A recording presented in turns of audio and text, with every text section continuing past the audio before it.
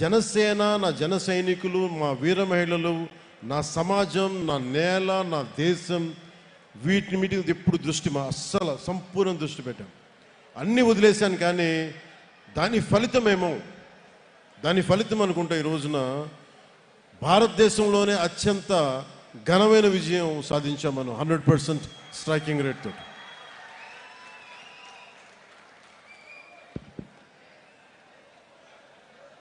ఈరోజు 150 మందితోటి మొదలుపెట్టే మన ప్రయాణం. ఒక 18,000 మనల్ని నమ్మే జన సైనికులు, వీర మహిళలు వచ్చారు. అదే ఈ రోజున 12 లక్షల మంది క్రియాశీలక సభ్యులు శక్తిగా మారింది. ఈ రోజున వేదిక పైన 21 మంది ఎమ్మెల్యేలు, 2 ఎంపీలు, 2 ఎమ్మెల్సీలు, మనకి చైర్మన్స్, నాయకులు, ఇంతమంది బలంతో వచ్చాం. కాకపోతే 12 సంవత్సరాల దశాబ్దం పైన పట్టింది. అంటే దీనికి ఎవరు కారణం? దీనికి అంటే Janasena journey it is a journey of resilience and redemption. అంటే విముక్తి, అంటే విమోచనం చేయాలి ఒక కష్టాల నుంచి ప్రజల్ని. అలాగే తట్టుకొని నిలబడాలి, రెసిలియన్స్. ఎన్ని కష్టాలు వచ్చినా ఓరిమితో తట్టుకొని నిలబడాలి. అలాంటి గుణం నాకు ఉంది. కానీ నేను ఒక్కడిని చేస్తే సరిపోదు.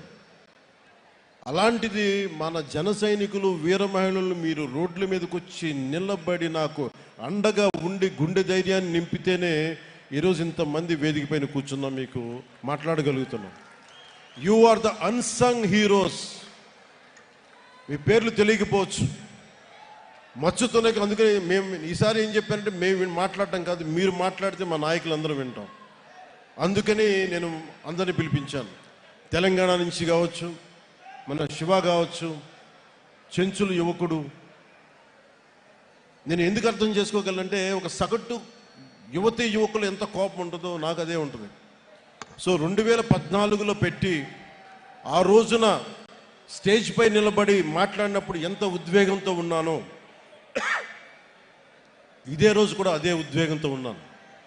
ఆ రోజు ఏ బాధ్యతతో ఉన్నానో ఈరోజు అదే బాధ్యతతో ఉన్నాను. ఆ రోజు ఏ నిజాయితీతో, ఏ సిద్ధాంతాలతో వచ్చానో ఇప్పుడు అదే నిబద్ధతతో ఉన్నాను. దెబ్బలు తగిలిన ప్రతి దెబ్బకి రాటు తేలేను తప్ప నా విశ్వాసం ఎప్పుడు సన్నగిల్లలేదు, నా నడక తడబడలేదు. దెబ్బ కొట్టాలని చేసిన ప్రతి కుట్ర, ప్రతి అడుగు నన్ను మరింత బలపరిచింది కానీ బలహీనపరచలేదు. ఈ ప్రయాణంలో నాతో పాటు ఆ రోజు నుండి నేటి వరకు ఏ పదవి కోరుకోకుండా, గుర్తింపు కోరుకోకుండా అవిశ్రాంతంగా పనిచేసిన అన్సంగ్ హీరోస్, ఇందాక నేను చెప్పినట్టుగా you are the real heroes. మీరు నిజమైన హీరోలు. అంటే వివిధ హోదాల్లో భాగస్వాములైన వాళ్ళు చాలామంది ఉన్నారు. నిజాయితీతో మనమందరం కలిసి భవిష్యత్తు గమనాన్ని ఎలా మార్చచ్చు అని ఈ సుదీర్ఘమైన ప్రయాణంలో నిరూపించారు. లియో టాల్స్టాయ్ చెప్పినట్టుగా, the strongest of all warriors are those 2, time and patience.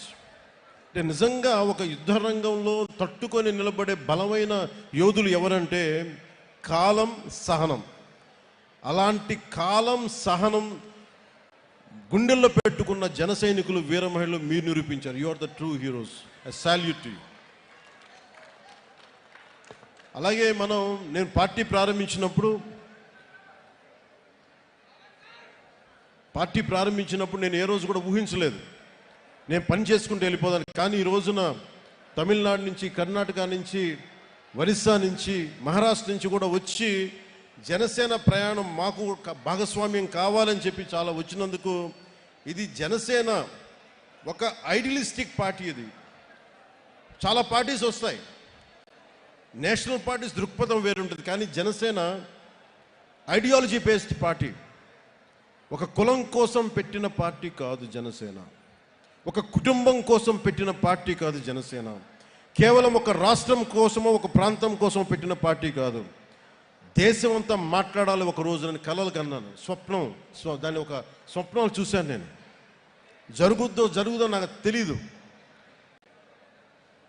Khushi cinema అయిపోయినాక ఒక పెద్ద విజయం వచ్చాక నేను